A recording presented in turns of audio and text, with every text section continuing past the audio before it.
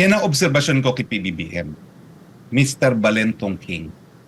2 taon pa lang, bumabalentong siya sa lahat ng kanyang mga pinangako ng eleksyon. Kung ang 20 pesos kada kilo ng bigas na pinaka-importante sa buhay ng mga Pilipino, bumalentong siya at hindi niya na-deliver, kumbaga, magtataka pa ba tayo kung bakit bumalentong din siya kung sa sinabi niya na talagang diplomasya ang solusyon dito sa pinag-aagawang isla at karagatan West Philippine Sea. Alam mo, sa international law, talaga namang ang talagang dapat na paraan ay sa diplomasya at iba pang mga mapayapang mga pamamaraan. At pinagbabawal ang paggamit ng ahas. Ngayon, sabihin na natin na defensive ang Pilipinas dahil wina-water cannon tayo. Pero Admar, alam natin ang dahilan kung bakit tayo wina-water cannon. Now, linabas ko nung mahal na araw, no, na nagkaroon tayo ng gentleman's agreement na para maiwasan na ang hidwaan, status quo, walang gagalaw, walang dagdag, walang bawas. No? Pero alam nyo ba, bagamat tayo ngayon ay tinitira ng mga loyalista ni PBBM at ng Dilawan na parang nagsanib puwersa na, ang katotohanan, itong policy na ito na status quo nagsimula sa panahon ni Presidente Aquino. Naku po, inanunsyo po rin yan ni then Secretary Gasmin. Bakit status quo? Kasi alam nga natin, ipagbabawal ang pagpasok ng construction material. Kung talagang pagpipilitin natin ang pagpasok ng construction materials, hindi makakapasok ang tubig at pagkain doon sa ating daluhan dahilan na mamamatay sila doon sa Sierra Madre. Tapos, hindi pa tayo magkakaroon ng rotational assignments doon. No? Kasi nga, hanggang 2 buwan lang po pwedeng manatili doon ng mga sundalo dahil mabubuang naman sila doon na walang internet, walang kahit anong po pwedeng gawin. Ang ginagawa nila ron, nagtatanggal sila ng ano tawag dito, ng rust, no? Para magpalipas ng panahon. No? So, ang pagpipilian natin, tuluyan na tatanggalin natin ang kasundaluhan sa Sierra Madre dahil hindi nga natin madalan sila ng pagkain at ng tubig kung magpupumili tayo na samahan ng construction materials yung ating mga pinapadalang deliveries dun sa Sierra Madre. Or, sige, for the time being, tayo magpadala ng tubig at pagkain at diskartehan. Kasi alam mo, Admar, hindi ako naniniwala na nung panahon ni Presidente Duterte na 6 na taon at bulok na yung Sierra Madre dahil hindi nagkaroon ng repair.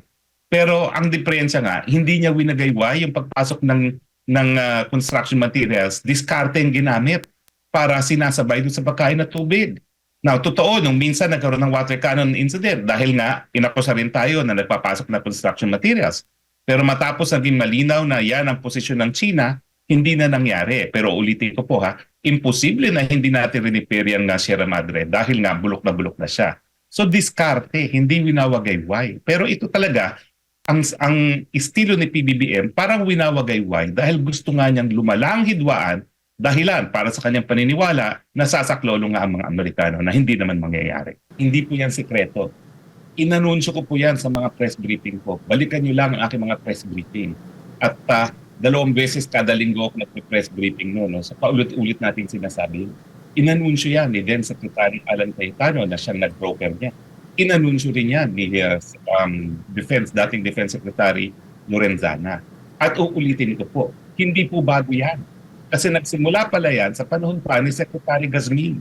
Dahil realidad, ang realidad, hindi sila papayag na ayusin ang Sierra Madre.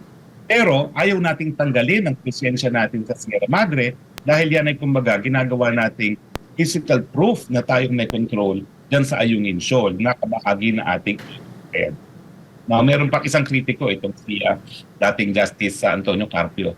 Ito mo ba na itong si Carpio nagmamalinis ngayon? Pero nung minsan nabanggit niya na mali nga daw yung naroroon ang Sierra Madre sa Ayungin. Yan ay he went on record na sinabi niya na sa UNCLOS ipinagbabawal ang militarization. At dahil ay ang Sierra Madre ay isang commissioned naval ship, miski siya ay bulok na, yan ay militarization ng EEZ na pinagbabawal ng UNCLOS. Na ang kanyang suggestion pa, tanggalin na ang Sierra Madre dyan. Kaya nga, alam mo ang problema sa mga Pilipino, pinupolitika pati yung ating panlabas na relasyon. Dapat, kahit tayo ay magkakalaban sa politika.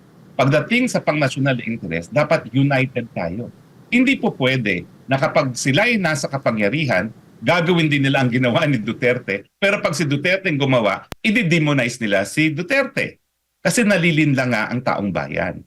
At lalong-lalo na, alam mo itong diplomasya, hindi ito sakop ng freedom of expression. Hindi ito sakop ng freedom of information. Bakit?